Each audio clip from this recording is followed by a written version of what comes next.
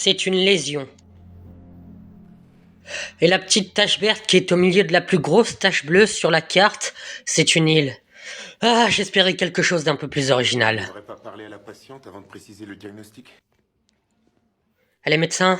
Non, Tout le monde ment. Le Dr House rencontre rarement les patients. ce n'est pas pour traiter les patients qu'on est devenu médecin.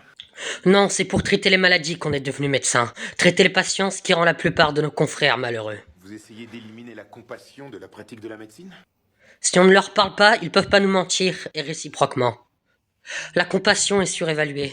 Je ne crois pas que ça soit une tumeur. Première année de médecine, quand on entend des sabots, pensez à un cheval, pas un zèbre. Vous êtes en première année de médecine? Non. Premièrement, il n'y a rien au scanner, et deuxièmement, si c'était un cheval, son vieux médecin de famille n'aurait eu aucun mal à faire le bon diagnostic et on n'aurait jamais eu à s'intéresser à son cas. Diagnostic différentiel, messieurs, dames. Si c'est pas une tumeur, quelles sont les autres causes? Pourquoi cette crise d'aphasie? Anévrisme, embolie ou autre cause ischémique? Faites-lui une IRM de contraste. Maladie de Creutzfeldt-Jacob? Vache folle. Ou zèbre fou. Encéphalopathie de Wernicke? Non, a priori, la thiamine est normale. Le labo de Trenton a pu se planter. Je devine que le corollaire de tout le monde ment, c'est tout le monde se plante.